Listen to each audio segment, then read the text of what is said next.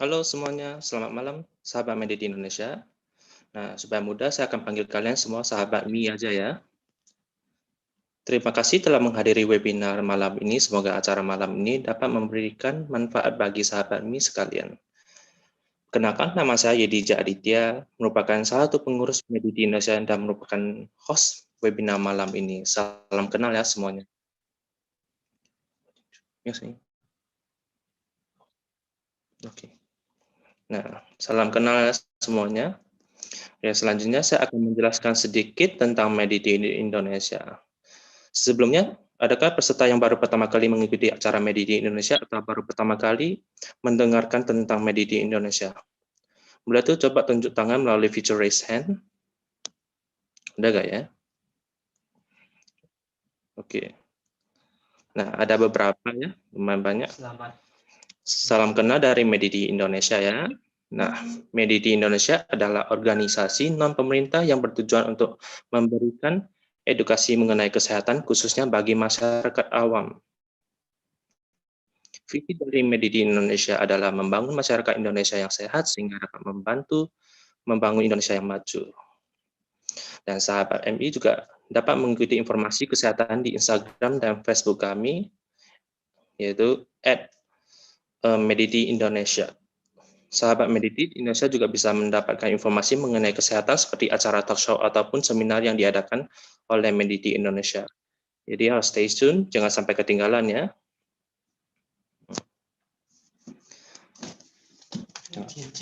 Oke, sebelum mulai talk show ini, saya akan memperkenalkan moderator malam ini yaitu Dr. Andi Eka Putra selaku founder Medidi Indonesia yang memiliki passion dan pengalaman dalam memberi edukasi kepada masyarakat awam. Nah, nggak banyak basa-basi lagi, kami persilakan moderator kami. Silakan moderator. Ya, halo, selamat malam semuanya. Ya, selamat malam sahabat Mediti Indonesia, atau kita panggil sahabat Mi ya. Sangat senang sekali kita bisa bertemu kembali. Kita malam ini adalah acara kami Mediti Indonesia yang ketiga ya. Walaupun sebenarnya sudah banyak sekali, tapi secara kita buat sendiri ini yang ketiga dan dalam bentuk talk show. Nah, talk show kali ini akan lebih menarik. Kenapa? Karena kita sudah tahu ya, masuk ke bulan Desember, Nah, jadi Desember tadi adalah bulan yang penuh dengan pesta-pesta ya, penuh dengan liburan, jadi pasti tidak lupa dengan makan-makan besar gitu ya. Jadi makanan ini harus kita jaga banget supaya kita kalau orang yang pasien yang punya kolesterol tinggi bisa terjaga. Nah, jadi kita mau tahu nih makan apa saja sih, olahraga seperti apa, kolesterol itu apa sih gitu ya dari narasumber kita. Nah, sebelumnya jangan lupa kalau acara ini kita punya door prize ya. Door prize-nya berupa bisa GoPay atau OVO. Nanti kita bisa langsung bagikan ke pemenangnya. Caranya sangat gampang ya. Caranya hanya dengan memfollow Instagram Mediti Indonesia. Habis itu selama acara berlangsung silakan bisa lakukan selfie atau buat rangkuman ya, kemudian di-post di Insta Story ataupun di Instagram feed supaya nanti kita akan memilih pemenangnya dan jangan lupa untuk tag Mediti Indonesia ya. Nah, nanti besok pagi kita akan umumkan siapa nih yang pemenang untuk voucher dari pulsa ya, dari GoPay ataupun OVO. Dan jangan lupa kita juga akan memberikan sertifikat khususnya bagi peserta yang telah memenuhi syarat ya, yaitu 75% kehadirannya. Jadi nanti total waktunya 1 jam 75% berarti 45 menit yang diambil ya. Nah, nanti kita akan sistemnya akan akumulasi sendiri gitu ya. Jadi kita akan lihat walaupun ada yang keluar masuk nanti diakumulasi semua. Jadi kalau sudah diakumulasi baru bisa kita lihat ya, kalau yang sudah memenuhi baru mendapatkan sertifikat. Nah, tidak panjang lebar lagi, saya akan perkenalkan nih ya salah satu dokter dari Mediti Indonesia. Nah, dokter ini sangat-sangat hebat, banyak banget penelitiannya tentang jantung, ya semua tentang apa juga di dalam Mediti Indonesia. Nah, ini adalah Dr. Hensun, lahir di Jakarta tahun 95, lulusan dari Universitas Tarumanegara. Oke, tidak panjang lebar lagi, kita langsung serahkan saja ya. Kita panggilkan Dr. Hensun. Oke, ya, thank you ya Dokter Andi. Aduh, Nah, kalau yang bosnya yang ngomong rasanya agak segan gitu. santai aja. Iya, Kita ini kan hari ini Dokter Andi ini talk show ya. ketuanya kita ya. Sebenarnya ya kita sudah ini ya, katanya kolesterol tinggi. Sebenarnya nama penyakitnya apa sih gitu? Bisa kasih sedikit penjelasan untuk itu? Oke, jadi Bagi kalau misalkan peserta, kita sorry Andi. Jadi bagi peserta yang mau langsung tanya, silakan langsung bertanya ya. Nanti kita akan langsung tanyakan ke narasumber kita ya. Nah, tadi pertanyaannya apa sih kolesterol ya? Sakit kolesterol itu apa sih gitu? Oke, thank you Andi buat pertanyaannya ya dari Andi ya. Kalau misalkan kita belajar sendiri soal kolesterol, ini saya mungkin sambil share screen ya biar kita sambil ngelihat ya. Boleh. Bagus sekali. Oke.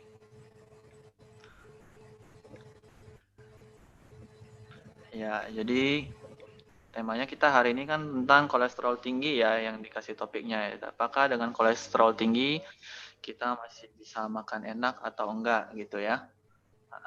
Tapi sebelumnya ya memang kita harus tahu dulu kan ya. Tadi kan ditanya sama Dokter Andi, kira-kira kolesterol itu apa sih gitu kan ya.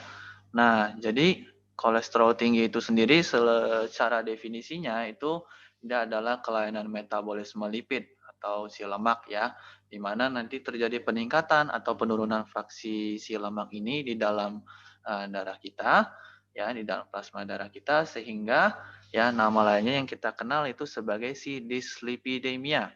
Ya, ini adalah penyakit yang ditunjukkan dengan nilai lemak atau kolesterol ya atau si lipid yang tidak normal di dalam darah kita gitu.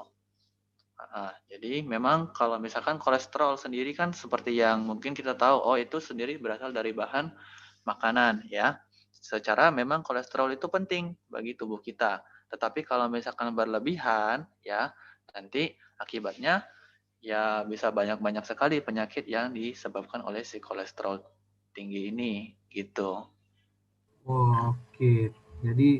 Jadi sahabat Mediti Indonesia, kolesterol yang tinggi ya itu namanya dislipidemia ya. Kalau penyakit kencing manis kan diabetes mellitus ya, itu sering banget kita dengar ya. Tapi kalau dislipidemia ya itu agak jarang gitu ya. Jarang ya biasanya. Nah, jadi kita kasih tahu nih ya. Jadi kolesterol tinggi itu adalah dislipidemia ya. Jadi suatu penyakit karena kolesterolnya tinggi ya. Nah, sebenarnya di Indonesia atau di dunia orang yang sakit ini berapa banyak sih, Dr. Hensun? Oke, ini untung kayaknya slide saya ada sih. Ya, jadi kalau misalkan kita bertanya soal berapa banyak kejadiannya ya, ini menurut ahli kesehatan dunia ya atau World Health Organization, dia bilang kalau sebenarnya di Indonesia itu 36%-nya ya masyarakat di Indonesia ini terkena kolesterol tinggi. Oke. Jadi artinya apa? Lebih dari sepertiga penduduk di Indonesia, ada 270 juta ya, sepertiganya lebih itu kena kolesterol tinggi. Wah, ini anggapan ada nah, ternyata didapatkan juga dari penelitiannya kalau ternyata ya perempuan itu lebih banyak mengalami kolesterol tinggi di Indonesia, 38,2% dari angka yang mungkin banyak faktor ya, daripada aktivitas fisiknya atau riwayat pekerjaannya yang di Indonesia sendiri itu masih lebih banyak para laki-laki itu dia pekerjaannya itu yang tipe pekerjaan yang aktivitasnya itu berat gitu. Makanya menjadi salah satu alasan kenapa perempuan di Indonesia itu lebih banyak yang mengalami dislipidemia atau kolesterol tinggi. Sebagai tambahannya juga nih ya, ternyata dari Perhimpunan Dokter Endokrin di Indonesia ya atau Perkeni kita kenal ya pada tahun 2020-nya memperkirakan akan ada sekitar 7,6 juta orang yang meninggal akibat stroke. Wah, ini ngomonginnya dislipidemia nih, ngomongin kolesterol tinggi. Kok kita udah ngomongin stroke gitu ya. Nanti mungkin kita akan bahas lebih jauh ya.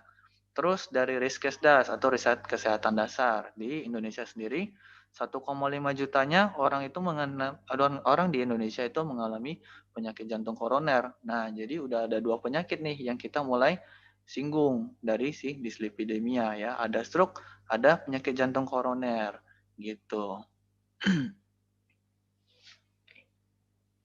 Oke, terima kasih Dokter Hansun ya. Ternyata orang yang sakit kolesterol itu banyak dan ternyata faktor resiko salah satunya perempuan ya yang banyak ya 38,2% dibanding 33,1%. Wah, ini memang perempuan jadi ini ya. Nah, sebelum kita tanya nih ya kenapa sih perempuan lebih banyak, tadi ini sebenarnya mau saya tekankan bahwa ya kemarin kalau tanggal 11 kemarin ya, kalau ada yang ikut tahu nih ya kalau untuk orang yang sakit tekanan darah tinggi itu sekitar 36 sampai 38%. Nah, sekarang ini yang kolesterol itu 36%, hampir-hampir sama ya. Gila, ini serem banget dan 7,6 bisa sampai stroke. Nah, tadi saya mau tanya nih Dokter Hansun. Iya. Sambil ya kalau ada pertanyaan dari peserta bisa lewat YouTube, bisa lewat chat ya, langsung kita tanyakan. Ini kan perempuan tuh lebih banyak. Itu kenapa ya? Kemudian faktor resiko selain perempuan apa sih yang buat orang-orang itu sakit kolesterol tinggi atau dislipidemia? Oke, jadi tadi udah dijelasin juga kan ya kalau misalkan ada faktor di mana perempuan itu memang lebih tinggi dia mengalami terjadinya si dislipidemia. Satu, selain faktor pekerjaannya ya mungkin membuat aktivitas fisiknya jadi lebih tidak banyak dibandingkan laki-laki. Juga ada faktor hormonal di mana kalau pada laki-laki kita punya testosteron ya. Terus perempuan lebih banyak dengan estrogen yang nanti dia akan lebih banyak mengakumulasikan hormon di kortisol ya di tubuh kita yang kita sebut sebagai kortisol yang akibatnya ya metabolisme pada lipidnya ini akan lebih cepat gitu ya, lebih istilahnya lebih lambat dibandingkan laki-laki. Jadi lebih banyak tertinggal di dalam pembuluh darah. Selain daripada itu, faktor resikonya memang ada banyak sekali ya, cuman kalau secara garis luas, kita bagi aja jadi 2. Ada faktor resiko yang dapat dimodifikasi, ada yang tidak dapat dimodifikasi. Oke. Nah, yang dapat dimodifikasi artinya kita bisa mengubah, ya, kita bisa melakukan faktor resiko tersebut untuk memperparah ataupun mengurangi daripada kejadian dislipidemia. Ya. Selain daripada itu, ada lagi faktor-faktor yang tidak dapat dimodifikasi ya, faktor risiko gaya hidup, misalkan merokok, ada gaya hidup yang tidak bergerak aktif, ada yang dietnya nggak sehat, dia ternyata sering makan junk food, sering makan KFC, atau jangan-jangan sering makan makanan yang bersantan. Terus mungkin ada riwayat penggunaan alkohol yang berlebihan ya. Terus dia ada faktor resiko kardiometabolik lainnya, mungkin dari dia lahir, dia ternyata ada faktor resiko seperti ada hipertensi, ada diabetes, ternyata dia ada kolesterol juga dari awal dia lahir ya, kolesterol sekunder atau familial.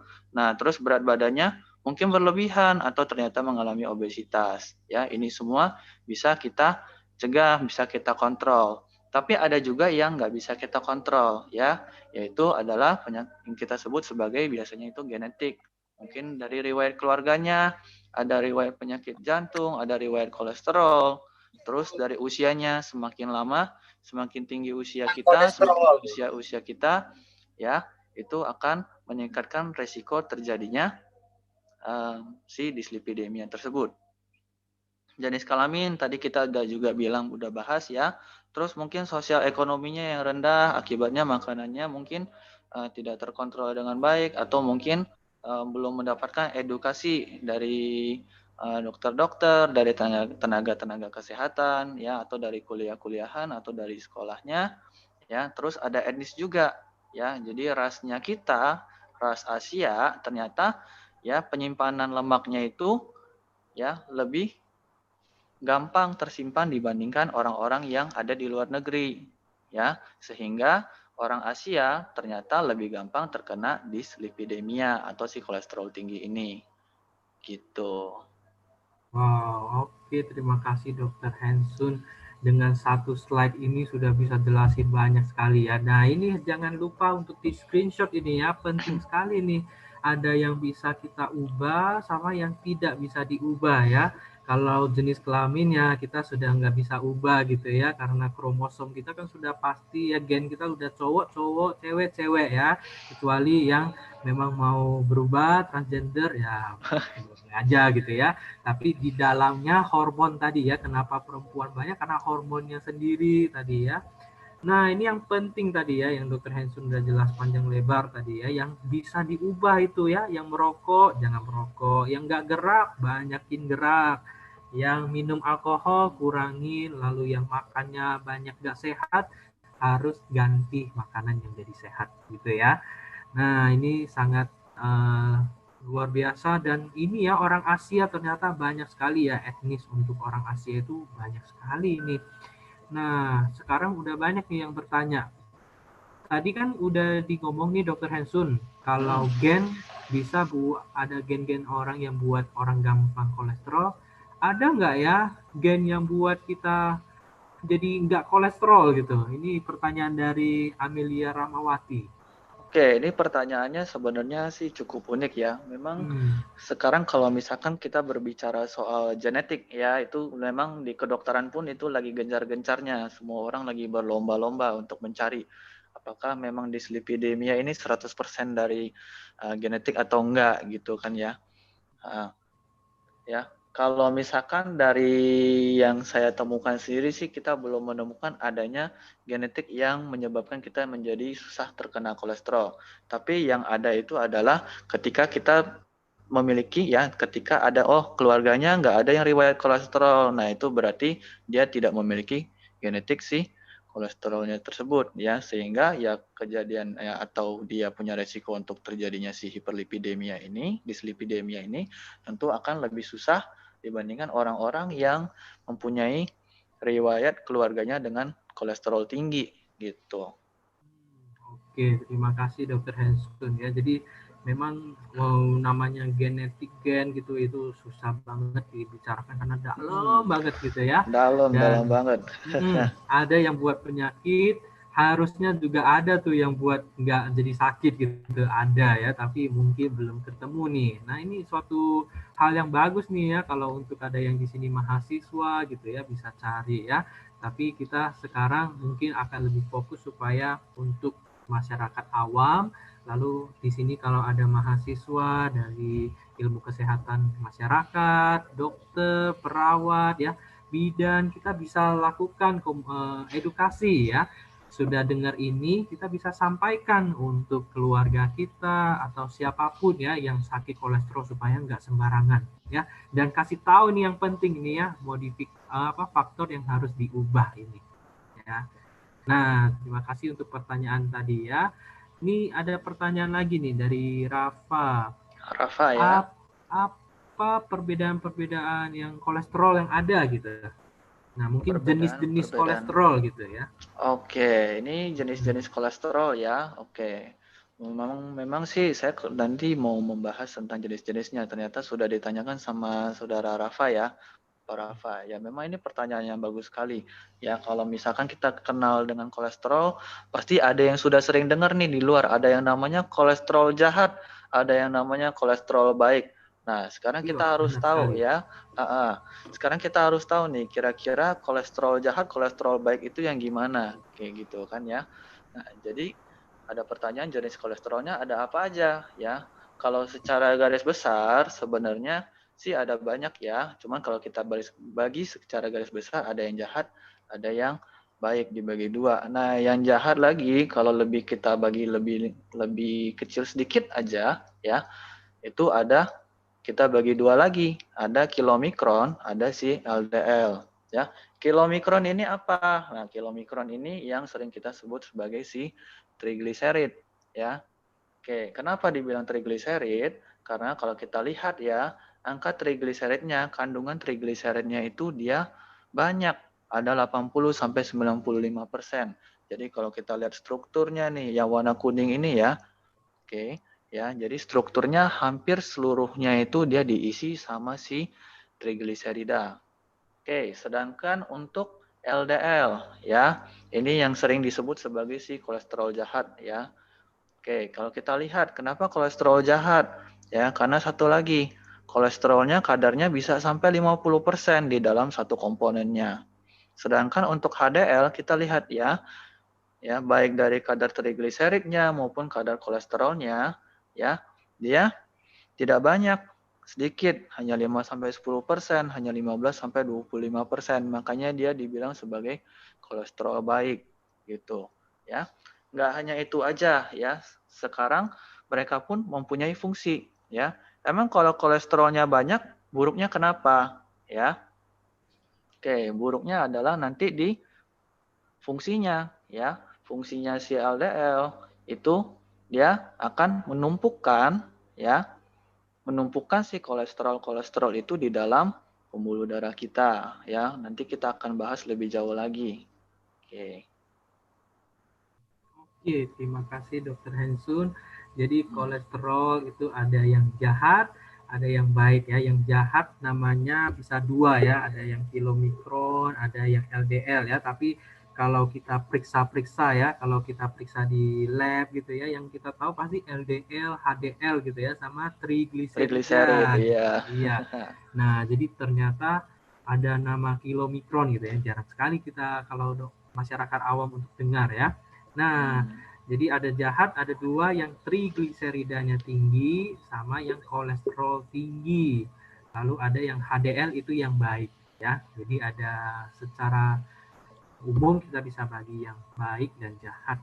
Mungkin Dokter Jesus bisa kasih tahu selain karena komponennya itu apalagi yang buat dia baik sama jahat dan emang kenapa gitu kalau yang jahat gitu. Oke. Dampaknya apa gitu. Boleh, boleh. Jadi nanti sebelumnya kita harus kenal dulu nih ya prosesnya. Kira-kira prosesnya apa yang membuat si baik dan si jahat ini dibilang ya si baik dan si jahat gitu ya. Si LDL kenapa dibilang baik, ada yang kenapa dibilang jahat. Nah, kira-kira ada yang suka nggak dengan makanan ini? Wah, ini makanan Indonesia Makanan banget ya. enak-enak ya. Soto, Soto, lontong, waduh, gorengan ya, ya. daging. Wah, itu mah pasti suka banget gitu Pasti ya. suka banget ya, belum lagi kalau Iya. misalnya gorengannya begitu dibuka, ada keju meleleh, keju mozzarella gitu ya, lagi Waduh. musim-musimnya sekarang ya. Nah, ini memang makanan-makanan yang lagi ngetren-ngetren juga nih di negara-negara kita, apalagi negara yang sudah di kota kita yang sudah masuk ke dalam metropolitan gitu ya. Oke, kita harus belajar dulu nih prosesnya ya. Ketika si lemak masuk ke dalam tubuh kita, ya, dia akan diserap oleh usus kita, ya. Si lemak ketika masuk dan diserap ke dalam usus kita, dia akan dibentuk dalam bentuk si kilomikronnya tersebut, ya. Dibantu oleh apa? Jadi kilomikronnya dibantu dengan berbagai jenis glukosa, ya dibantu menjadi kilomikron. Kilomikron ini ya akan diberikan ke tubuh kita sebagai salah satu bentuk energi, ya, bentuk energi nutrisi kita, ya. Otot kita menggunakan sedikit daripada si kilomikron untuk dijadikan energi supaya bisa kita bergerak seperti sekarang. Jantung kita, pembuluh darah kita pun sebenarnya menggunakan beberapa dari kilomikron. Terus tubuh-tubuh kita, organ lain pun menggunakan sebagian dari lemak. Ini untuk dijadikan energi, ya. Oke. Nah, setelah itu sisanya karena tidak banyak dipakai, ya, dia akan dirombak dan didaur ulang di dalam hati kita, ya. Nah, dirombak dan didaur ulangnya dalam bentuk apa? Paling sering dibentuk dalam LDL. LDL ini kemudian dia akan dipakai lagi lebih banyak di dalam tubuh kita. Jadi setelah dirombak, ya dijadikan LDL, terus masuk lagi ke dalam tubuh kita. Nah, akan bersisa lagi tentunya. Nah, sisa ini akan dikembalikan lagi ke dalam hati kita. Nah, apakah cukup sampai di sini? Enggak ya.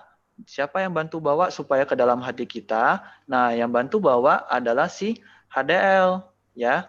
Jadi HDL ini akan membantu membawa sisa-sisa LDL dan kilomikron yang ada di dalam tubuh kita untuk dimasukkan ke hati kita supaya dirombak gitu, ya. Nah, jadi kolesterol jahat dan kolesterol baik. Kolesterol jahat kenapa? Karena dia menumpukan lemak di dalam pembuluh darah kita.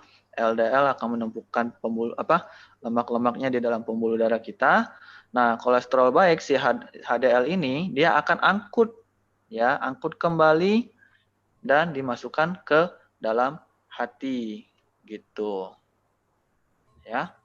Nah, proses tadi kita sebut sebagai aterosklerosis. Aterosklerosis itu yang kita sebut sebagai penumpukan lemak pada kolesterol jahat di pembuluh darah. Jadi ini pembuluh darah kita kalau lagi sehat nih, ya, dia mulus, ya, kayak pipa, kayak gitar Spanyol, ya, mulus semulus-mulusnya, ya. Nah, seiring bertambahnya usia atau seiring dengan gaya hidup kita, yang mungkin kita makan kolesterolnya nggak seimbang gitu ya. Ada faktor resiko lain tadi, merokok, ada diabetes mellitus dan lain-lain sebagainya, itu akan membantu proses penumpukan si lemak tadi ya, si lipid tadi, sehingga makin lama akan makin menumpuk dan kalau kita lihat nih lama-lama jadinya semakin kecil ya jalannya, jalurnya, lintasannya akan semakin kecil. Akibatnya apa? Nah, akibatnya satu, pembuluh darah kita ini fungsinya adalah untuk membawa darah di dalam tubuh kita. Darah kita itu komponennya adalah salah satunya dia berisikan oksigen.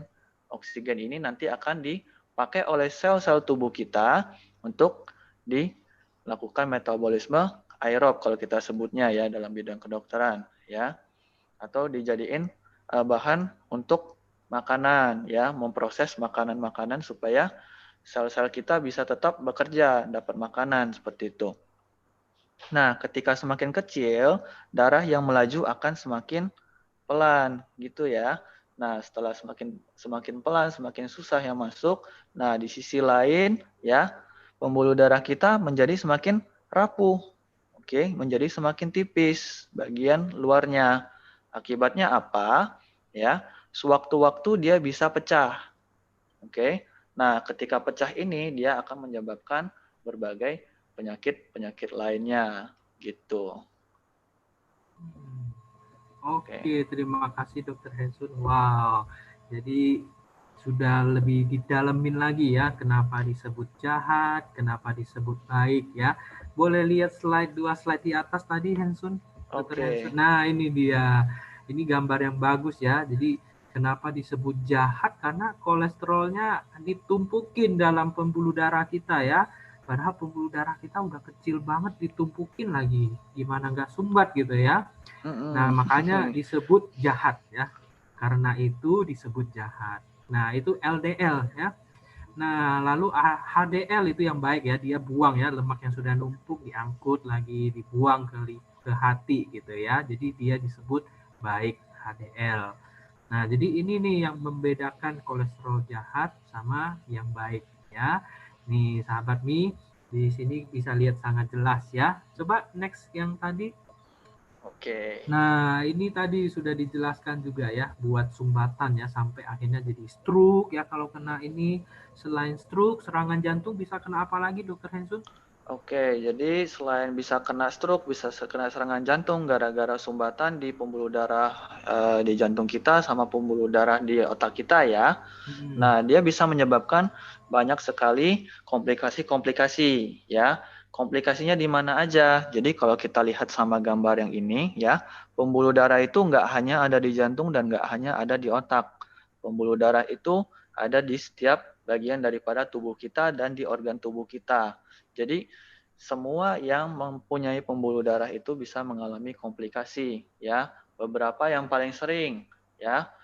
Nih, kita bisa lihat ya, kalau misalkan dia menumpuk di kaki, di pembuluh darah di kaki kita ya, bisa terjadi penyumbatan ya, atau yang kita sebut sebagai chronic limb ischemia ya, atau kalau misalkan ada yang pernah dengar kaki diabetes, nah itu pada orang diabetes ketika pembuluh darahnya jadi lebih rapuh, jadi lebih gampang kena aterosklerosis, akibatnya bisa menghitam, nanti kena kaki diabetes, akhirnya kalau paling jelek bisa-bisa harus diamputasi ya, dibantu oleh si diabetes, penyebabnya siapa? Aterosklerosis ya. Terus misalkan ternyata penyumbatannya ada terjadi di bagian ginjal ya. Ginjal kita jadi otomatis susah mendapatkan oksigen. Akibatnya fungsi ginjalnya bisa turun, jadi bisa kena gagal ginjal yang mengakibatkan kita mau nggak mau harus cuci darah seperti itu. Terus bagi yang laki-laki ternyata ya alat kelamin laki-laki ini ya juga bisa kena dampaknya. Kenapa? Karena mostly hampir seluruh struktur yang ada di alat kelamin laki-laki ini dia berisikan pembuluh darah. Jadi ketika terjadi sumbatan atau terjadi si aterosklerosis ya di alat kelamin ini bisa jadinya susah untuk ereksi ya gitu ya, atau kalau kita bilang dia disfungsi ereksi gitu ya, ini mandulnya ala laki-laki gitu. Waduh, ya jadi ternyata kolesterol tinggi atau dislipidemia nggak hanya buat stroke, nggak buat serangan jantung, tapi bisa sampai cuci darah gitu ya. Kakinya bisa sampai diamputasi. Jadi memang, waduh, kolesterol itu sangat-sangat serem gitu ya. Nah, di sini memang tadi masih ada banyak tanya tentang berhubungan dengan keturunan ya, tapi kita keep dulu bentar ya. Nah, mungkin mau saya tanyakan kalau tadi ada nih yang tanya nih untuk kolesterol tadi kan bisa buat banyak komplikasi ya, buat banyak komplikasi. Nah, ada yang tanya, jadi gejala orang yang sakit kolesterol itu apa sih, Dok?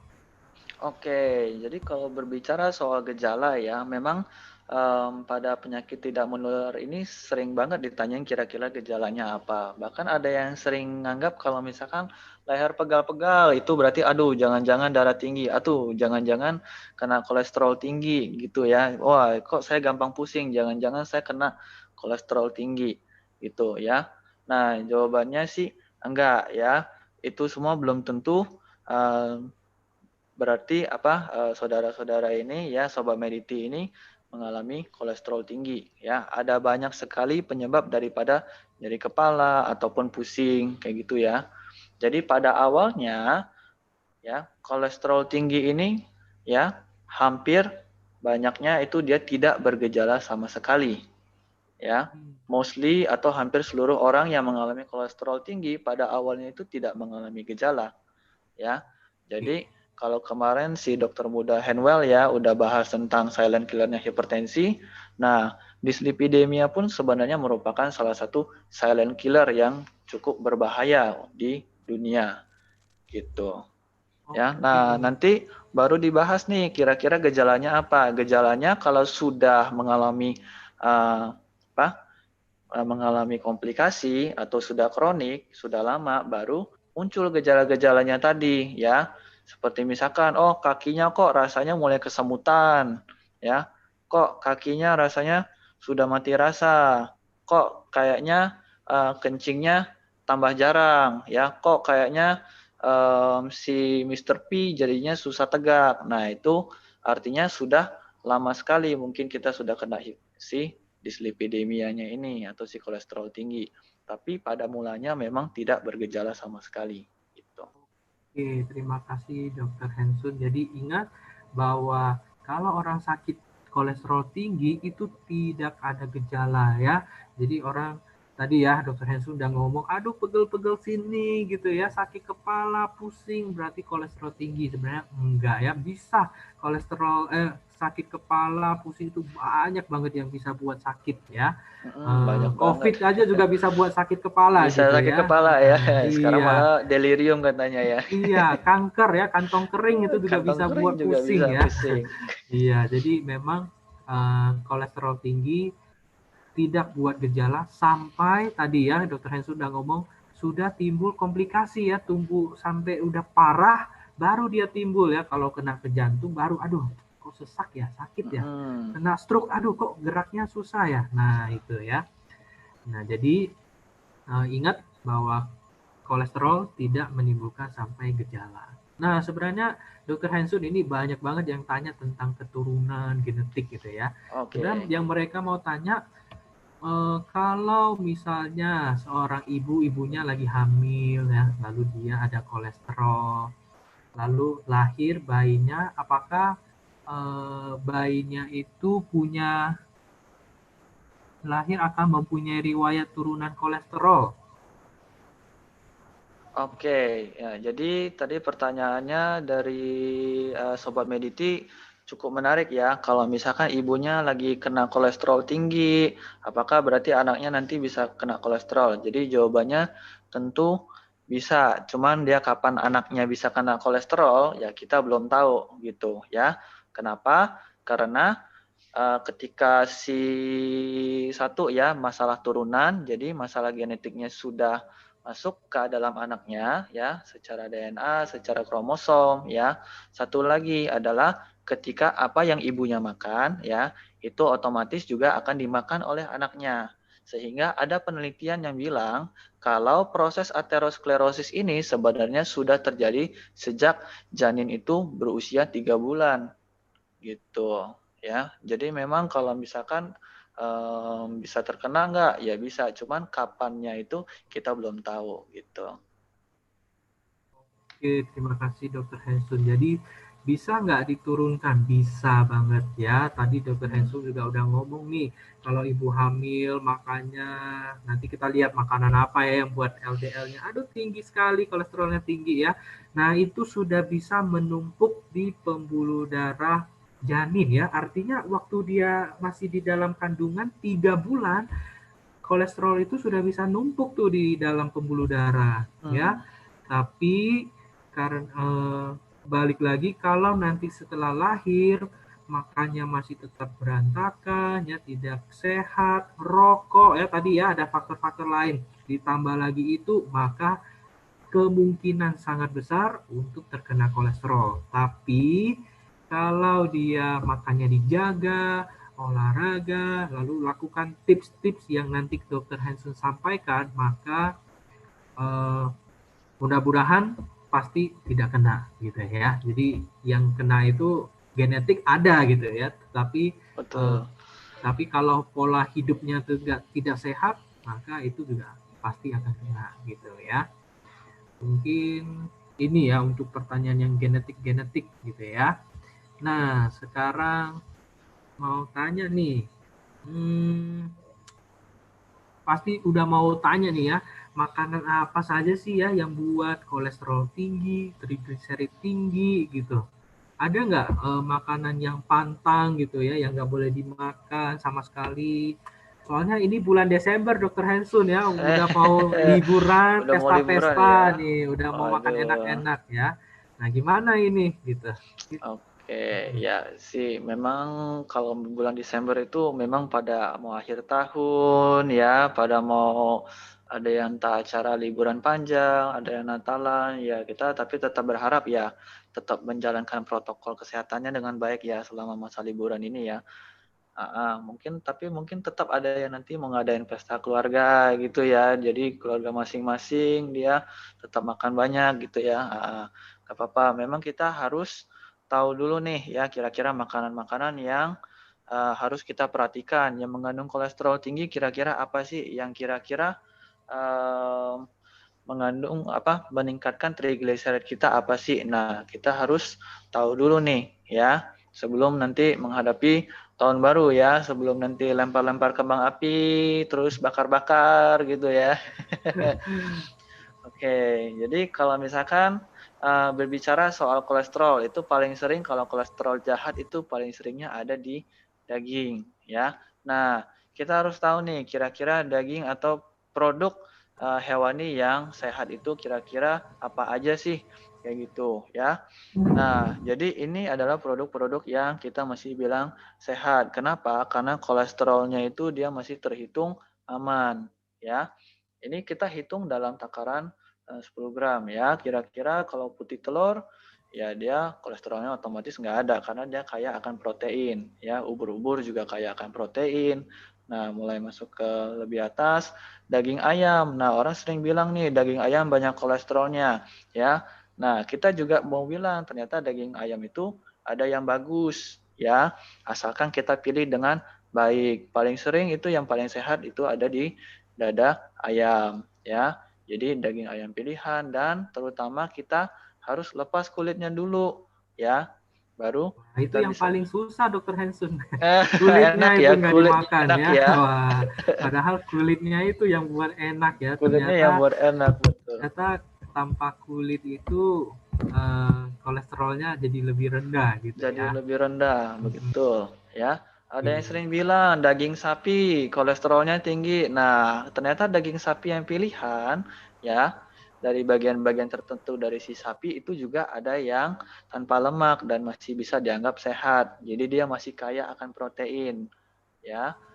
Nah, ada beberapa lagi kalau kita bisa lihat ya, makin ke atas ada yang sebaiknya kita konsumsi sekali-sekali. Nah, daging asap, iga sapi, ya, daging sapi yang tanpa lemak pun ternyata kalau misalkan dipilah lagi ada yang kolesterolnya masih tetap tinggi, ya. Terus apalagi daging sapi berlemak, ya, kalau bisa kita makan sekali-sekali karena kalau kita bisa lihat semakin lama dia semakin tinggi kadar kolesterolnya. Ya, masuk lagi ke yang harus kita hati-hati, ya, hati-hati.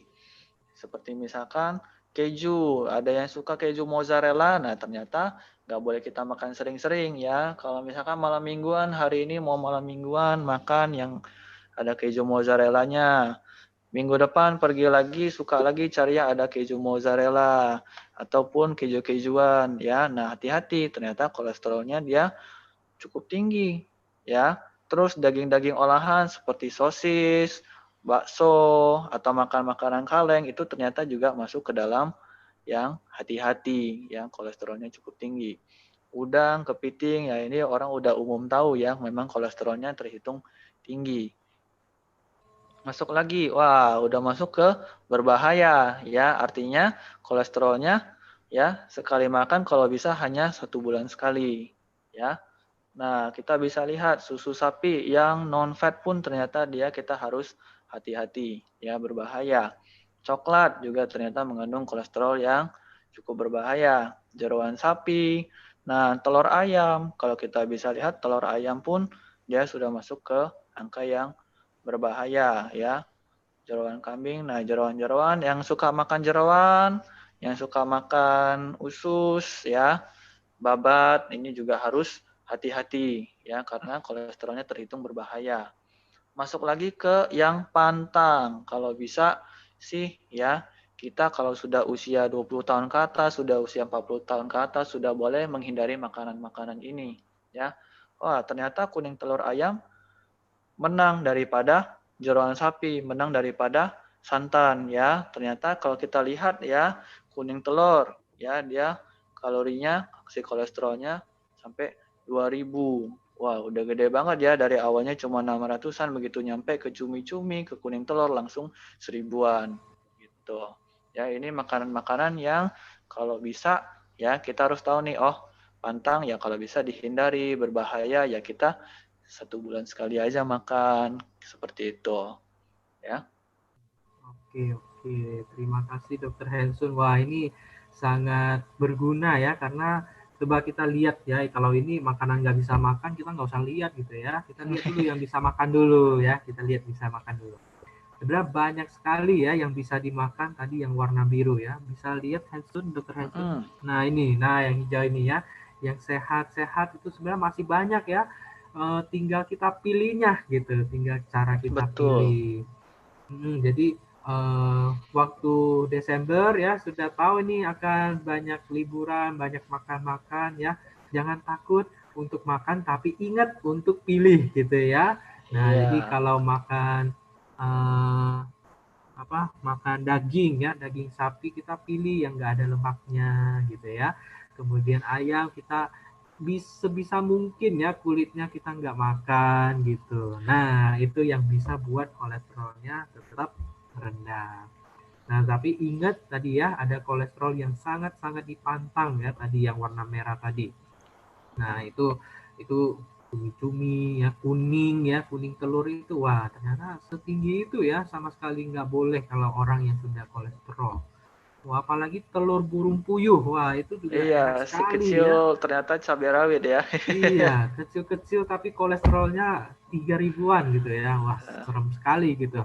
Jadi ini adalah makanan-makanan yang uh, sudah dikasih lihat ya, apa yang buat kolesterolnya bisa tetap rendah dan tetap bisa dimakan. Nah, sangat bagus ya untuk ini. Bisa di screenshot tuh makanannya biar nanti waktu pesta-pesta kita lihat lagi, oh makanan ini jangan deh gitu ya. Makanan ini masih boleh nih gitu ya.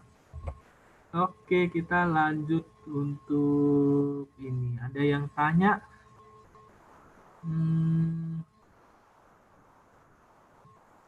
selain selain karena makanan yang kolesterol, sebenarnya ada nggak sih yang buat trigliserid itu tinggi? Beda nggak? Sama apa beda, Dokter Hanson? Oke, kalau trigliserid itu sebenarnya kalau nggak salah ingat dibantu sama ini ya, makanan-makanan yang berkarbohidrat ya, Dokter Andi ya. Jadi beda ya? Beda.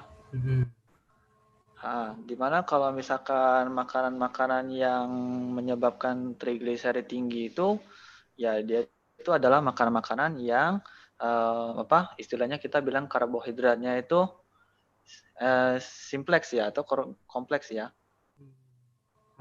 Karbohidrat yang simpleks ya, yang bahaya simpleks ya. Jadi ketika si karbohidrat simpleks ini dia masuk ke dalam tubuh kita, jadi susah dicerna.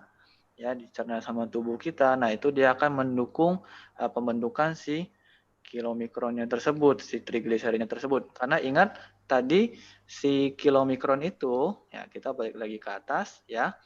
Kilomikron yang di sini ketika dia mau masuk ke dalam usus, ya, dia dibantu oleh si glukosa, si karbohidrat. Makanya bisa terjadi si kilomikron ini gitu. Jadi makanan-makanan yang manis-manisnya berlebihan, nah itu seperti misalkan mungkin gulali, permen ya. Terus makanan-makanan yang mungkin ada yang suka es cendol. Nah, itu harus hati-hati ya, makanan dengan pemanis buatan dia cepat sekali membantu peningkatan si trigliserid ini. Jadi udah makan sate, habis itu makan es cendol, wah lengkap. Jadi LDL-nya naik, trigliseridnya juga naik gitu. Oke, terima kasih Dokter Hansun ya. Jadi makanan yang buat kolesterol kita tinggi sama makanan yang buat trigliserid tinggi itu berbeda ya. Yang kolesterol tinggi itu ini yang tadi ya, yang sudah ada hijau, biru, kuning, merah ini ya makanannya. Tapi untuk makanan yang buat trigliserid tinggi itu gula campur gula gitu ya. Contohnya tadi nasi dengan kentang ya. Sudah makan nasi tambah lagi teh manis ya, tambah gula lagi. Nah, nanti mungkin tambah lagi apa manis gitu ya, semua dimanis-manis. Nah, itu yang buat trigliserid tinggi ya. Jadi itu sangat bahaya juga gitu. Nah, ini Dokter Hansun, ini ada yang mau tanya nih.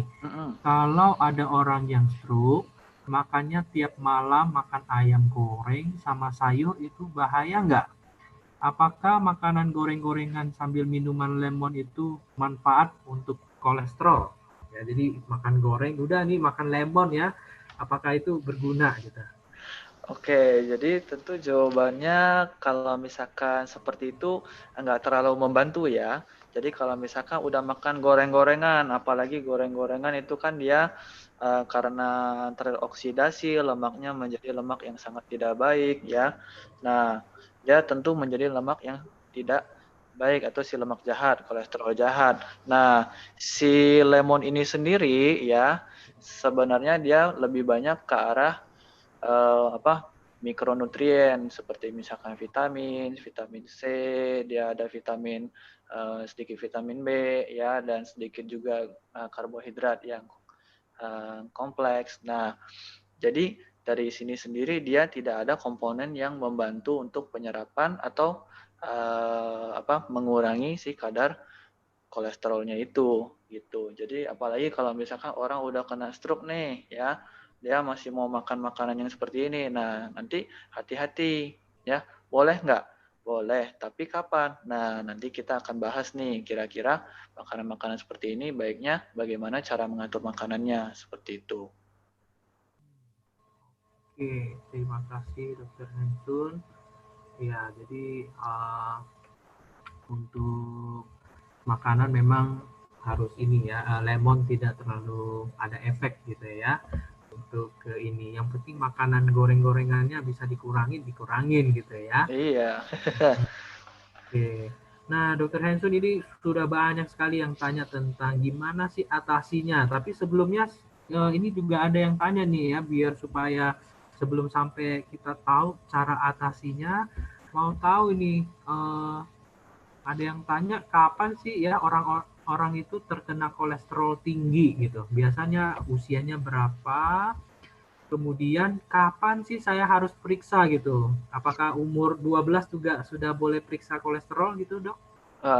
Oke. Kalau memang sesuai dengan penelitiannya dari American Heart Association ya, sama dari ESC atau European Heart Association jadi dari Eropa sama dari Amerika, itu dia kasih tahu kalau misalkan yang memiliki faktor resiko untuk terjadinya kolesterol itu adalah mereka yang kolesterol yang lebih sering itu adalah pada usia 40 tahun ke atas. Cuman apakah usia di bawah 40 tahun bisa? Bisa jawabannya, bisa banget ya. Terutama dengan gaya hidup yang seperti sekarang itu bisa banget. Makanya kembali lagi ya, Amerika ada membuat satu kuesioner baru yang namanya itu adalah si CIVI-RISK, di mana CIVI-RISK itu ya anak-anak pun atau orang usia remaja pun yang 12 tahun pun dia bisa tahu kira-kira faktor resiko terjadinya komplikasi akibat si penyakit dislipidemia ini nanti berapa persen gitu ya. Nah, dari Eropa pun dia udah sepakat ya dengan penilaian ini. Jadi ada yang namanya kita kenal sebagai sistem skor ya. Sistem skornya dia masih di bawah 40 masih mentoknya di 40 tahun. Tapi mereka sepakat di bawah 40 tahun tetap kita pakai yang grafik di 40 tahun. Kenapa? Karena artinya kita setuju kalau di usia bawah pun, usia muda pun ya kita sudah bisa kena kolesterol gitu. Oke. Jadi memang range usia yang paling sering terkena itu di atas 40, tapi tidak menutup kemungkinan di bawah ya. Sekarang kalau dilakukan penilaian harusnya orang remaja yang anak dewasa muda 20-an itu sudah banyak tuh kolesterol ya. Nah, ini ada cara penilaian, mungkin nanti kita bisa minta Dokter Hansun lihatin gimana sih lihatnya gitu ya. Oke. Nah, tapi ini ada tanya nih, Dok. Tadi jadi kapan ya kita bisa periksa kolesterol tadi? Oke, sebenarnya kalau mau periksa kolesterol itu paling ideal adalah di sekitaran usia 20 tahun. Karena ketika usia 20 tahun ya, asupan kita untuk menerima si kolesterol ini ya sudah mulai berkurang. Tapi kalau misalkan mau di bawah itu ada larangan sih enggak, cuman benefits-nya sih lebih kurang dibandingkan orang yang usianya mungkin sudah mulai 15 tahunan, 18 tahun, 20 tahun gitu. Ya, jadi Oke. sebenarnya jawabannya kalau bisa lebih baik adalah sedini mungkin gitu. Hmm. Hmm. Oke, terima kasih Dokter Hansun ya. Jadi ingat bahwa orang yang kolesterol tinggi biasanya di atas 40 tahun paling banyak ya, mungkin biasanya sih karena gejalanya baru muncul serangan jantung, stroke gitu ya. Tapi ternyata sebelum itu ya di usia 20-an sudah ada yang ada kolesterol tinggi. Nah, makanya dianjurkan sekitar usia mulai 20 tahun sudah boleh mulai periksa ya kolesterol ya. Di bawah itu boleh nggak? Masih boleh juga ya untuk periksakan. Karena namanya penyakit sedini mungkin kita tahu, sedini mungkin kita obatin. Gitu ya. Nah, terima kasih Dokter Hansun. Nah, Dokter Hansun ini sudah nggak sabar nih ya pertanyaannya semua tanya, aduh gimana jadinya untuk atasin gitu ya. Apakah Wah, hanya lewat makanan atau ada cara lain ya untuk turunin kolesterol tinggi? oke. Ini memang pasti pertanyaan yang akan jadi pertanyaan kita ya. Apalagi tema kita ini boleh makan bebas nggak sih masih kalau kolesterol tinggi gitu kan ya. Tapi sebelumnya saya mau ngajak dulu nih teman-teman dari Sobat Mediti ya untuk kita screening resiko dulu karena screening resikonya ini yang akan menentukan kita kira-kira apa yang harus kita kerjakan ya. Kira-kira pengobatannya seperti apa. Nah, itu kita bisa lihat dari screening ini ya, si screening score ya. Oke. Misalkan ya ya, kita pakai contohnya saya ya, contohnya ya. Contohnya kalau saya masih usia di bawah 40 tahun, berarti saya diperbolehkan pakai tabel yang bawah ini, yang paling bawah. Ya. Oke, Oke. tabel paling bawah, misalkan saya adalah seorang laki-laki yang tidak merokok. Oke. Ya, nah nanti kita lihat dilakukan pemeriksaan kolesterol. Oke, sebagai contohnya ya, misalnya contohnya saya punya kolesterol adalah 220. Contohnya ya. Oke, bukan berarti kolesterol saya beneran 220 ya, enggak ya. Oke, ya, contoh ya. Oke. Kolesterol saya di bawah 150 kok, tenang aja. Wah, dokter teladan ini ya, Wah, kolesterolnya di ya, bawah 150. kita Ya, harus kasih contoh. contoh. Contoh dokter ini di bawah 40 tahun ya, 30 lah misalnya dokter Hansun 30 tahun, laki-laki perokok dan kolesterolnya 220. Nah, gimana dok tadi? Oke, misalkan saya perokok, sudah itu ternyata 220. Nah, kita harus lihat angka ini ya. Ada angka 200 sama 250. Oke, maksudnya apa? Ini kita harus sandingkan ke sini. Ya, di bawah 150 berarti dia masuk ke deretan 4. Masuk ke 150 sampai 200 dia masuk ke deretan 5 dan seterusnya. Kebetulan karena saya misalkan dia 220 dan perokok, jadi masuk ke angka 5 atau 6 nih kira-kira. Ya, masuk ke angka 6. Betul, ada yang jawab tadi tuh 6 ya. Nah, angka 6 terus dilihat lagi ukur tensinya berapa. Ya, ternyata mungkin tensinya ada 160 ya. Wah, udah 160 berarti faktor resiko saya adalah sebesar 2%. Nah, udah tahu 2% nih mau diapain kira-kira. Kita masuk ke slide selanjutnya ya. Ketika dia masuk ya ke sekitar lebih dari sama dengan 1% sampai dengan di bawah 5 total skornya tadi ya. Oke, berarti saya masuk ke barisan yang di kedua ini ya. Nah, dicek lagi ternyata nggak hanya kolesterol, LDL-nya juga harus diperiksa. Oh, ternyata udah kolesterolnya tadi tinggi. LDL-nya ternyata juga tinggi, masuk ke angka kita anggap aja mungkin 200 deh dok, 120. 200. Waduh, 200 ya. Iya, biasa tinggi-tinggi itu ya LDL itu. Oke, ini Andi parah-parahin semua ya. Ya, biar kita Oke, tahu semuanya gitu ya. oke. Ya, jadi ternyata saya masuk lebih dari 190 atau 200 tadi ya. Berarti saya harus intervensi gaya hidup. Makanan saya harus diperbaikin, aktivitas fisik saya harus diperbaikin, terus dipertimbangkan obat bila tidak terkontrol gitu ya. Tidak terkontrol. Oh, berarti sebelum itu boleh langsung kasih obat nggak? Biasanya sih belum kita kasih obat dulu, ya. Kita kasih kesempatan, 1 kali kesempatan, ya. Kesempatannya berapa lama? Biasanya kalau nggak salah ingat sih 3 bulan, ya. 3 bulan, kita lihat nih, oh ternyata kolesterolnya pas udah 3 bulan diintervensi gaya hidup, ya, udah mulai makan yang bagus, udah mulai aktivitas fisik, udah mulai olahraga, oh kolesterolnya jadi turun, LDL-nya mulai turun, terus diskor ulang lagi, ternyata hasilnya jadinya turun, ya, udah mulai turun, oh berarti kita anggap intervensinya atau terapinya berhasil, berarti harus nanti kita teruskan seperti itu.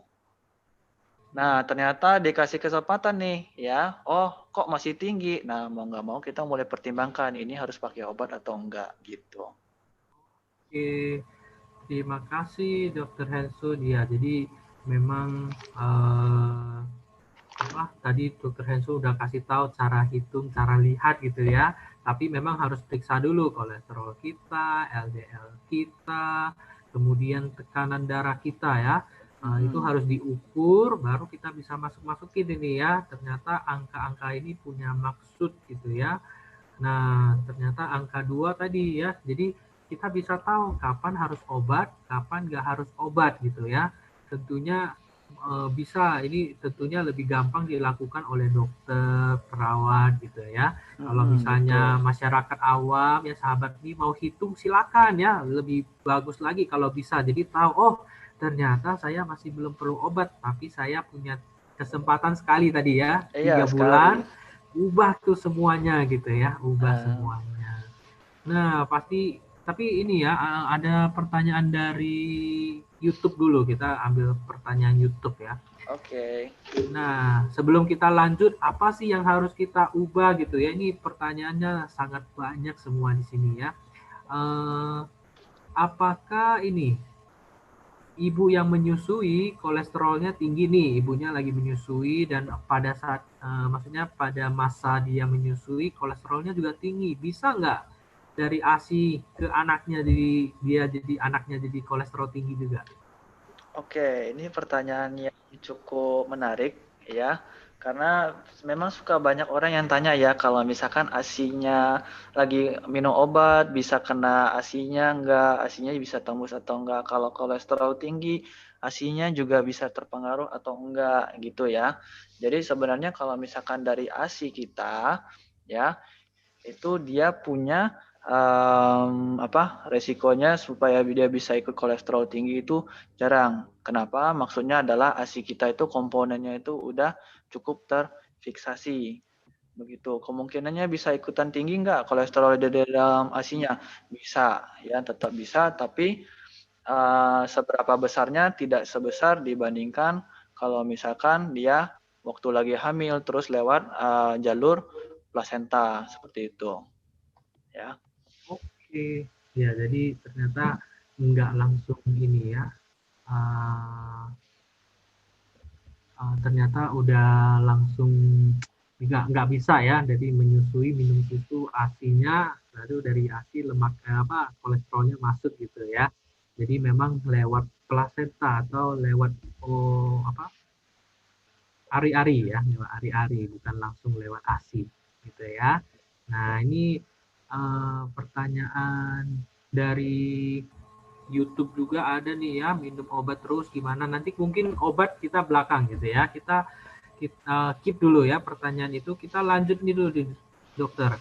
Oke. Kalau untuk tadi kan ada yang harus ubah pola hidup ya. Pola hidup yang kayak gimana sih gitu? Makanannya harus gimana sih? Kemudian olahraganya gimana sih? Bisa nggak kasih contohnya, Dokter Hansun?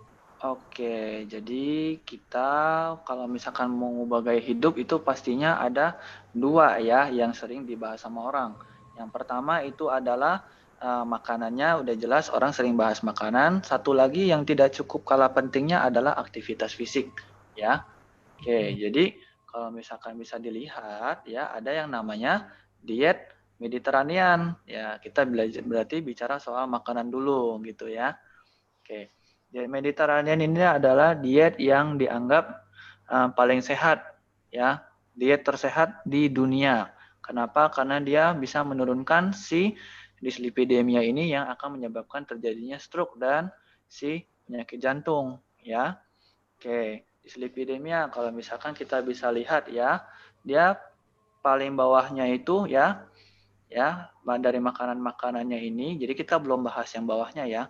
Oke, paling bawah ini dia ada whole grain bread, pasta, rice. Ini maksudnya apa sih? Ini maksudnya adalah karbohidrat atau Gandum ya, biji-bijian dokter. gandum, iya, ya dari gandum-ganduman atau misalkan dari nasi, ya itu yang kalau bisa kita konsumsi harian dan porsinya paling banyak seperti itu, ya. Nah, yang paling bagus apa di sini? Yang paling bagus sesuai dengan penelitiannya dia adalah gandum utuh. Ya, gandum utuh kalau di Indonesia misalkan jarang makan gandum utuh, kita makannya paling bagus adalah nasi merah. Gitu. Ya. Naik lagi ke atas ya, dia ada sayur-sayuran, ada polong-polongan dan kacang-kacangan. Ya, terus ada buah-buahan. Naik lagi ke atas, minyaknya yang paling bagus sebenarnya adalah minyak zaitun. Cuman kalau misalkan di Indonesia agak susah ya cari minyak zaitun ya, kita bisa cari minyak kelapa seperti itu. Naik lagi ke atas ada keju dan yogurt ya. Nah, terus naik lagi ke atas konsumsi mingguan, ada ikan dan seafood ya, ada unggas seperti tadi ayam ataupun bebek. Nah, telur. Terus, nah tadi yang kita bisa udah bahas ya, dia yang meningkatkan si trigliserid, makanan manis-manis yang yang karbohidratnya adalah karbohidrat simplex seperti itu ya. Terus naik lagi ke atas adalah daging merah dan olahan seperti bakso atau seperti tadi ada yang kita bilang si otak sapi, yaitu kalau bisa kita makannya ya bulanan ya seperti itu. Nah, kalau kita lihat tabel kayak gini ya, ini kan berarti makanan setiap hari, ini kan mingguan, ini bulanan, kok kayaknya agak susah yang ngitungnya gimana cara makannya. Nah, biasanya kita buat dalam porsi seperti ini ya.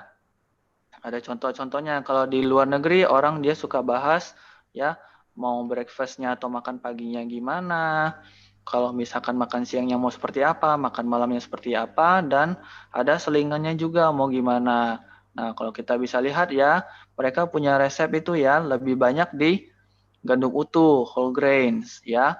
Kalau bisa 1 cup atau 1 mangkok ya, 1 mangkok nasi itu, nah diisi oleh si whole grains atau gandum utuh ya. Nanti 1/4 piringnya diisi dengan kacang-kacangan atau biji-bijian ya. Diisi lagi 1/4 piringnya dengan buah-buahan. Nanti dia isi lagi sisanya dengan mungkin jus atau misalkan susu soya.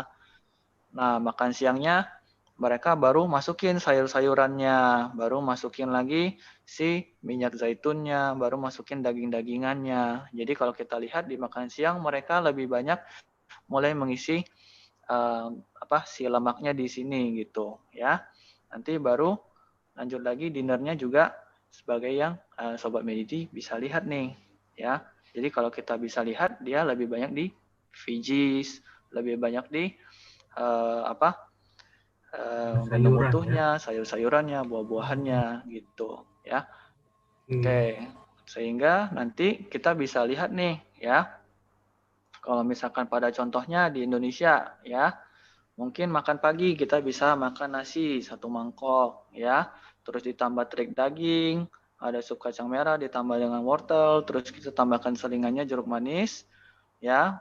Terus di sekitar jam 10-nya mungkin kalau mau nyemilnya apa? Ciki-cikian boleh nggak? Ya, mau kasih makan beng-beng kayak gitu boleh nggak? Ya. Nah, lebih baik sih kita makannya tetap yang buah-buahan atau sayur-sayuran. Ya, mungkin kita mau bawa pisang kukus ke kantor, ya itu kan lebih sehat dan lebih murah gitu ya. Terus makan siangnya lanjut makan nasi ditambah ikan rica-rica, ada tahu siomay, ataupun kita mulai pakai sayur-sayuran, ada bening bayam, ada labu siam. Terus selingannya, oh udah jam 4 nih, kayaknya haus nih, mau pesen boba, kayak gitu kan ya. Boleh nggak? Hati-hati, boba dia Pemanisnya adalah karbohidrat simplex, jadi bisa meningkatkan trigliserida. Jadi sebaiknya tetap pakai buah-buahan atau sayur-sayuran. Nah, kalau haus ada buah-buahan yang berair seperti semangka, monggo bisa dipakai. Ya, makan malam, mungkin kalau misalkan orang Indonesia nggak bisa lepas dari nasi ya, nah kita bisa tetap pakai nasi, karena tadi dia tetap di bagian yang paling bawah gitu, asalkan jumlahnya tetap baik ya, jumlahnya tetap sesuai dengan porsi yang kita anjurkan ya. Makan ayam tanpa kulit seperti itu ya. Nanti mungkin mau oseng tempe silahkan, mau tambah cah kacang panjang karena itu kacang-kacangan dan polong-polongan. Terus kita tutup pakai makan pisang, wah boleh banget ya. Ini contoh-contoh menu Mediterania ala Indonesia gitu. Waduh, Dokter Hanson mantap ya, sudah disusunin ya. Jadi ini banyak nih kalau orang yang takut kolesterol tinggi gitu ya, banyak makanan dia takut gitu ya. Jadi akhirnya nggak menikmati. Padahal ini Dokter Hanson susunin ya, boleh tuh makan nasi gitu ya, tapi memang porsinya dikurangin gitu ya. Dan Iya. makanannya bisa bervariasi banget gitu ya. Dan dibanyakin dengan sayur, dibanyakin dengan buah ya. Ini bisa makan sampai 5 kali nih ya, pagi, lalu selingan pagi, makan siang, lalu selingan siang sampai makan malam ya, sampai 5 kali gini ya, Dokter Hanson Betul, udah terlalu baik ini. makan 5 kali, ya berat badannya Ya, juga bisa terjaga lagi ya. wah iya, dia makanan yang bisa buat berat badannya tetap bagus ya, kemudian kolesterolnya nggak tinggi gitu ya. Nah, tadi ini nih ada yang tanya dok, kalau untuk sebelum kita masuk yang aktivitas fisik olahraga ya. Nah ini kalau makannya kukus ya, ayam kukus itu bebas kolesterol nggak? Atau biasa orang juga ayam bakar tuh katanya kolesterol juga rendah. Gimana dok? Oke, jadi ini pertanyaannya sih cukup bagus ya. Jadi kalau misalkan ayam kukus, nah kembali lagi ayam yang kita kukus itu bagiannya apa dulu gitu. Ya, terus kulitnya udah dilepas atau belum? Karena kulit itu banyak mengandung si kolesterol jahatnya gitu ya. Ada beberapa bagian ayam misalkan seperti sayap, seperti paha, dia juga mengandung kolesterol yang cukup tinggi ya. Nah, jadi ketika kita misalkan mau kukus, kukusnya tentu tetap kita pilih dagingnya, daging ayam apa yang mau kita kukus. Misalkan, aduh, tapi saya sukanya paha, ya tetap ada aturannya. Jadi makanya kalau misalkan yang berlemak seperti itu, kalau bisa mingguan gitu. Oke, jadi sebenarnya kukus ayam boleh, ayam yang goreng ya boleh juga, kemudian ayam rebus, bakar itu boleh, tapi itu ya kulitnya itu ya, wah kulitnya ini Iya, yang susah ini gitu ya. Kalau goreng ya pasti ya, di sini sudah terlihat bahwa ayam itu mingguan ya, seminggu hanya makan sedua kali gitu ya, sekali 2 kali gitu. Ya kalau mau makan ayam terus boleh banget gitu, tapi dengan syarat kulitnya tadi ya iya, tetap dikurangi. daging ayam Wah pilihan. Iya. itu susah sekali itu ya. Oke, waktunya juga nggak banyak, kita langsung lanjut lagi nih. Kalau misalnya untuk olahraga gimana dok? Bisa nggak olahraga turunin kolesterol? Sama olahraga apa sih yang bisa turunin kolesterol?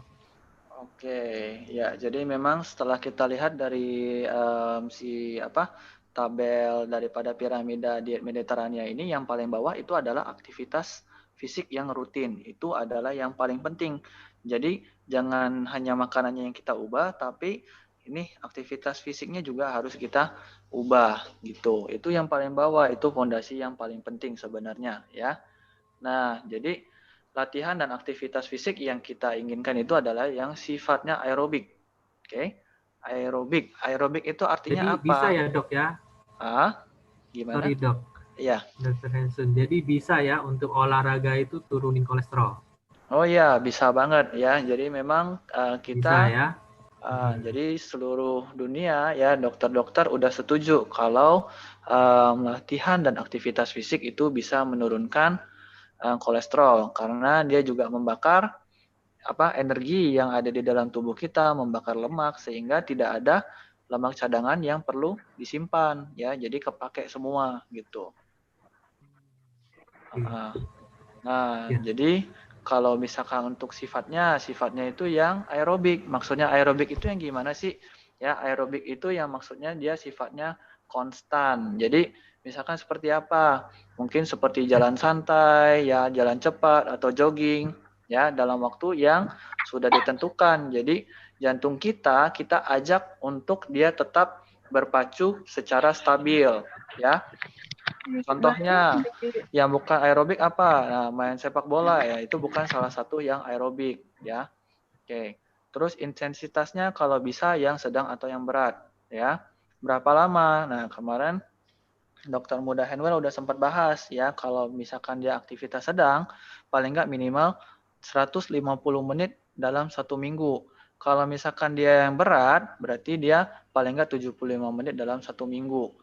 Nah, tapi sekarang ada pertanyaan, saya kan kerja di kantor terus nih ya, atau misalkan saya kerjanya dari pagi sampai pagi, jadi Bang Toyib misalkan seperti itu ya.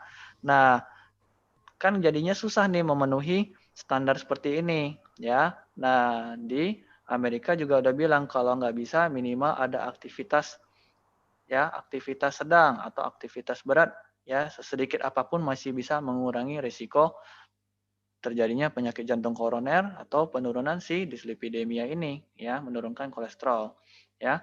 Terus satu lagi mengurangi kebiasaan untuk bersantai gitu ya.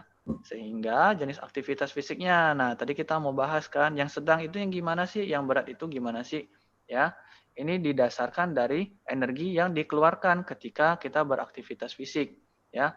Kebiasaan bersantai ya, seperti duduk, berbaring dan menonton televisi, dia hanya mengeluarkan 1 sampai 1,5 energi atau METs di dalam 1 jamnya. Ya, kalau misalkan aktivitas sedang itu dia sekitar 3 sampai 5,9. Contohnya adalah yang misalkan jalan cepat sekitar 4 kilo sampai 6 km per jam, atau misalkan bersepeda, mungkin menari, ada yoga, ada juga berenang. Kalau misalkan untuk jogging, bersepeda lebih dari 16 km per jam, main badminton yang partai tunggal, nah itu dia menghabiskan energi lebih dari 5 match. Nah, itu yang kita sebut sebagai aktivitas berat gitu. Ya. Nah, jadi makanya ada konversinya. Nah, mau dicapai nih 150 menit dalam 1 minggu ya. Kita lihat ya, berjalan cepat kira-kira cukup kita jalankan berapa lama ya. Ternyata berjalan cepat sehari boleh kita jalankan 30 sampai 40 menit. Kalau misalkan ada yang suka berenang rekreasi ya, itu dia 20 menit saja sudah kita anggap oke. Sudah itu bersepeda sekitar jarak 8 km dalam waktu 30 menit. Kalau bermain volley paling enggak dia 45 menit.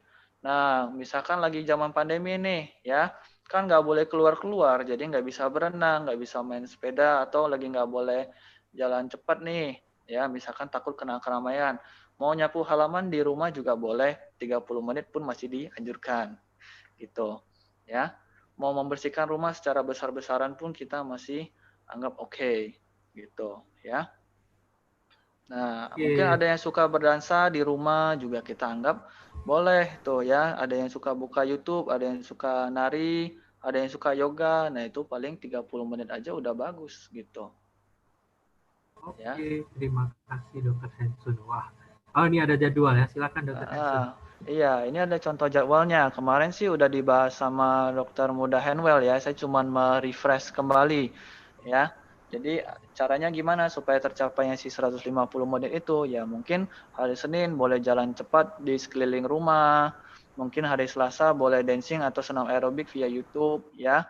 Jadi si Dokter Henwell kemarin, Dokter Muda Henwell dia udah membuat sesuai dengan keadaan pandemi ya, udah keren banget. Jadi hari Senin olahraga, hari Selasa olahraga, Rabu mau istirahat dulu boleh, Kamisnya olahraga, Jumat olahraga, Sabtunya istirahat, Minggu lanjut olahraga lagi, mumpung libur ya, jadi kita olahraga di hari Minggu, silahkan seperti itu. Jadi nanti tercapai 150 menit gitu. Oke, terima kasih Dokter Hensun. Jadi memang olahraga bisa juga untuk turunkan kolesterol ya. Dan ini sudah dikasih lihat tadi ya, olahraganya gimana ya, yang bagus, yang dianjurkan, dan wah disusunkan lagi jadwalnya ya. Jadi nggak pusing-pusing lagi, aduh hari ini mau olahraga apa? Nah di sini udah disusunkan juga. Bisa yoga lewat YouTube ya, dancing atau senam aerobik lewat YouTube ya. Wah sekarang wah serba gampang dan bisa lakukan ya. Tinggal atur waktunya gitu ya. Iya. Apalagi work from home ya, WFH, kerja di rumah. Nah, bisa ambil setengah jam untuk olahraga gitu ya. Tinggal pilih saja olahraganya yang mau jenis apa. Dan ingat, bisa turunkan kolesterol. Nah, karena waktunya sudah mau habis, mungkin ini yang terakhir kali ya. Pertanyaan, kalau obat ya, tadi sudah bahas untuk turunkan kolesterol itu ada makanan, lalu olahraga. Nah, sekarang mau tanya nih obat ya. Apa tadi Dr. Hansun udah bahas ya, kalau obat itu berdasarkan nilai tadi ya. Kalau nilainya segini harus minum obat ya. Kalau sudah dites ternyata gagal nih, oke dikasih obat. Nah, apakah obat itu harus minum? Jadi 3 pertanyaan ya dokter ya. Apakah obat kolesterol minum seumur hidup? Kemudian kalau sudah sembuh, apakah obatnya boleh stop? Ya, sama apa dampak efek samping dari minum obat terus-menerus? Oke, jadi kalau misalkan obat kolesterol ini kebetulan di slide-nya sih memang saya nggak masukin. Ya, tapi kalau misalkan yang sering orang dengar itu mungkin ada yang namanya simvastatin, ya itu golongan statin, ya. Ada lagi golongan fibrat, golongan serat ya. Nah, jadi 2 obat ini yang memang paling sering digunakan. Kita ambil 2 obat ini sebagai contoh ya. Nah, ketika misalkan tadi kita ternyata masuk dia harus memberikan obat. Nah, ternyata masuk nih ke pemberian obat segera, ya. Kita harus otomatis masukkan obatnya. Obatnya bagaimana? Kita mulai dari tergantung dia faktor resikonya, yang faktor resiko sedang, menengah, atau yang tinggi. Kalau misalkan dia faktor resiko tinggi, otomatis dosis obatnya kalau bisa juga kita mulai dari dosis obat yang untuk resiko tinggi gitu ya. Kalau misalkan dia dari yang resikonya rendah, ya kita juga mulai dari dosis terendah untuk yang resiko rendahnya itu gitu. Misalkan ternyata masuk ke ke resiko yang rendah untuk terjadinya penyakit jantung ya. Gara-gara si dislipidemia ini. Nah, oke, jadinya kita masukkan misalkan simvastatin dosis terendah ya. Kita lihat 3 bulan kemudian, oh kolesterolnya udah mulai turun nih ya. Oke, kita mulai coba kurangin dosis obatnya. Bisa nggak kalau misalkan dikurangin dosisnya, kolesterolnya turun ya. Nah, kalau misalkan enggak, oh kita harus naikin lagi dosisnya. Naikin lagi, oh dia bisa nggak untuk bisa nggak dengan dosis segini kolesterolnya turun gitu. Ternyata enggak, ya mau nggak mau kita nanti naikkan lagi. Nah, sekarang pada orang-orang yang dengan pengobatan ya, yang sudah memasuki pengobatan si obat-obat dislipidemia ini ya. Tadi kan alurnya adalah kita harus pertimbangkan bila tidak terkontrol. Ya, logikanya adalah begini ya. Jadi kalau misalkan kita lepas obat ya, misalkan tadi kita sudah masukkan obat karena tidak terkontrol, ya, misalkan kita masukkan obat karena awalnya dia tidak terkontrol, berarti ketika kita melepaskan obatnya, ya, otomatis dia akan kembali ke sini, tidak terkontrol lagi, gitu, ya, sampai sekarang kita masih bilangnya seperti itu. Oke, nah jadi ketika dia masuk ke yang pemberian obat segera nih, udah resiko tinggi ya. Jadi otomatis apakah pemberian obatnya bisa kita hentikan? Jawabannya ya kita harus minum obat dengan teratur, dengan rutin, seperti itu. Oke, ya terima kasih Dr. Hansun. Jadi obat tadi sudah dijelaskan minum kalau memang sudah ada resiko ya, resikonya tinggi, sangat tinggi gitu ya. Resiko apa sih? Sakit jantung atau stroke gitu ya. Kemudian kalau sudah coba nih ya, udah ubah makanan, udah olahraga masih belum bisa, ya udah kita akan kasih obat gitu ya. Dan obat itu tentunya harus minum kalau memang tidak bisa terkontrol ya. Tadi ada pertanyaan, bisa nggak kolesterol sembuh? Dia sama seperti hipertensi ya, itu nggak bisa sembuh, Nggak bisa tapi sembuh, bisa bisa terkontrol. terkontrol. Ya, bisa terkontrol ya, bisa sampai normal. Nah, jadi kalau sudah ubah makan, olahraga, lalu kemudian minum obat, ternyata bisa nih. Nah, gimana itu harus ke dokter terus ya, periksa, ternyata oh udah bisa, dicoba nanti obatnya diturunkan dosisnya atau dihentikan, nanti kita lihat lagi, ternyata kalau kolesterolnya bagus, boleh tuh hentikan. Tapi kalau masih tinggi, maka harus minum terus. Cuman itu harus sering-sering ke dokter ya, jadi nggak boleh hentikan sembarangan ya. Kemudian tadi Dokter Hensun juga ada sampaikan bahwa memang setiap obat pasti ada efek samping, tapi komplikasinya ini jauh lebih bahaya daripada efek samping obat gitu ya. Bayangin kolesterol tadi sudah numpuk dari usia janin 3 bulan, kalau nggak perbaiki ya dia numpuk di ginjal, akhirnya 30-an juga udah sakit ginjal ya. Nah, kalau minum obat mungkin umur 80 ya gitu ya, atau 90 baru sakit ginjal gitu, karena kita juga tidak mungkin kasih racun gitu ya. Dokter juga sudah memberikan lakukan penelitian ulang-ulang gitu ya untuk berikan yang terbaik buat semua pasien. Betul. Ya. Jadi nambahin yang tadi ya, Dokter Andi ya. Hmm. Yang efek samping ya memang efek samping pasti ada ya. Kalau efek samping penggunaan obat kolesterol ini paling sering pecah otot ya, rhabdomyolysis nama medisnya ya. Jadi ketika kadar kita mencapai efek samping yang tidak diinginkan, mungkin kita nggak bisa toleransi terhadap obat kolesterolnya, ya bisa terjadi efek samping yang seperti itu salah satunya. Tapi istilah pemberian obat-obatan ini sama seperti teman-teman kalau lagi nyebrang di jalan kayak gitu kan ya. Ya di antara teman-teman yang sobat Mediti yang nyebrang di jalan, ya berapa sering sih kita nyebrang jalan terus kena kecelakaan gitu kan, istilahnya jarang sekali seperti itu ya. Lebih menguntungkan kita nyebrang jalan dengan ada resiko ya, dibandingkan kita nggak nyebrang jalan tapi kita nggak mencapai tujuan kita gitu. Wah, ilustrasi yang sangat bagus ya. Iya, jadi minum obat tidak apa-apa ya. Minum obat jangka panjang itu ada tujuannya, yaitu turunkan kolesterol ya. Kolesterol turun, maka resiko untuk tadi serangan jantung, stroke, sakit ginjal, ya, lalu yang laki-laki gak bisa berdiri ya, loyo gitu ya, kemudian kaki diabetes yang hitam, nah itu bisa dicegah ya. Jadi minum obat tidak masalah. Nah, perlu kontrol terus-menerus ya. Jadi dokternya nanti sudah minum obat, udah mau habis, ke dokter lagi. Nanti dokternya akan tanya, ada nggak sakit ini, pusing atau apa selama minum gitu ya. Nah, kalau memang ada, nanti dokternya pasti akan ubah ya, antara ganti obatnya atau dosisnya diturunkan atau ya diapain gitu ya. Tapi intinya bisa gitu. Nah, karena waktunya sudah habis, terima kasih untuk semua peserta yang sudah tanya. Mohon maaf sekali ya, ada pertanyaan yang tidak bisa dijawab. Kalau misalnya,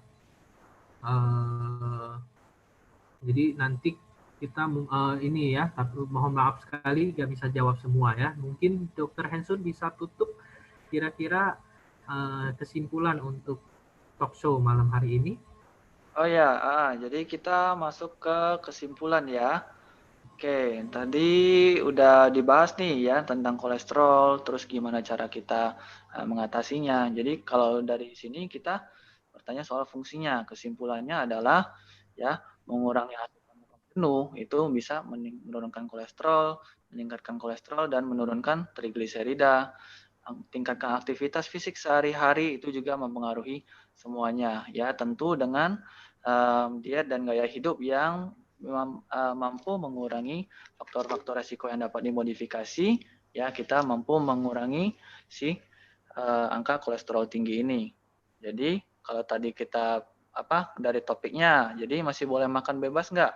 Ya makannya masih bisa makan apa aja, cuman tetap terkontrol. Ya, kenapa? Karena makanan itu merupakan kesempatan kita untuk memelihara hidup kita.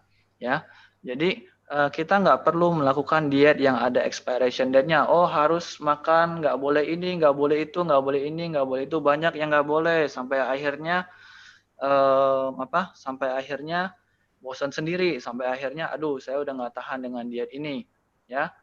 Nah, tetap kita harus lakukan gaya hidup yang sehat, ya, dibandingkan kita melakukan diet yang ada expiration date-nya, ya, supaya dietnya itu bisa kita kerjakan selamanya dengan penuh sukacita, gitu. Oke, ya terima kasih Dokter Hensu. Jadi apakah boleh makan ya walaupun kolesterolnya tinggi ya, makan enak, boleh dengan kita tadi pilih makanannya, kemudian makanan yang boleh dimakan kita makan, yang nggak boleh dimakan sama sekali jangan kita makan, dan jumlahnya kita kurangin gitu ya. Kalau mau makan kita kurangin jumlahnya ya. Dan olahraga tadi ya, olahraga itu yang bagus ya, tadi sudah dikasih juga. Kemudian bagi yang sudah minum obat, minum dan ingat untuk kontrol ya. Oke, sekian, terima kasih Dokter Hensun ya, luar biasa sekali terima untuk kasih Dokter Andi. presentasinya, dan ya slide-slide-nya juga sangat luar biasa ya, membantu banget ini ya untuk semua. Nah, jangan lupa ya sahabat Mi, ini ada door prize-nya sama ada e-certificate, tapi tidak perlu lakukan isi-isi apa-apa lagi, semua sudah dilakukan dalam sistem.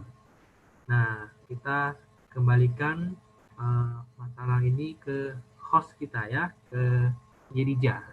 Silakan. Terima kasih atas waktunya ya Dr. Andi Eka Putra selaku moderator dan narasumber kami Dr. Hensun. Nah, halo sahabat Mi, terima kasih juga ya atas partisipasinya dalam webinar ini. Semoga webinar ini bermanfaat. Oke, jangan lupa juga ya door prize-nya. Cara dapat door prize-nya itu, satu, telah follow Instagram Mediti Indonesia, dan kedua, membuat postingan mengenai webinar bersama summary atau foto Anda sedang mengikuti webinar Mediti.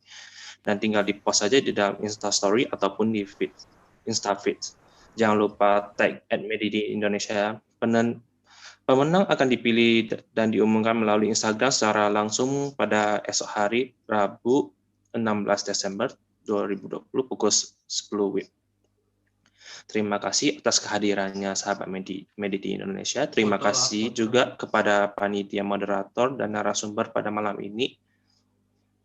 Mohon maaf jika ada hal yang kurang berkenan, dan sampai jumpa. Hai semuanya. Oke, kita foto. Kita foto dulu ya, foto untuk ini ya, mengambil dokumentasi. Silakan dibuka kameranya biar kita foto. Sudah buka semua foto-fotonya, kameranya. Siap, 1, 2, 3. Sekali lagi, 1, 2, 3. Oke, terima kasih untuk semuanya. Sampai jumpa untuk talk show ataupun seminar selanjutnya, dan jangan lupa untuk follow Mediti Indonesia ya. Kita akan terus memberikan artikel kesehatan. Oke, sekian. Terima kasih. Selamat malam semuanya.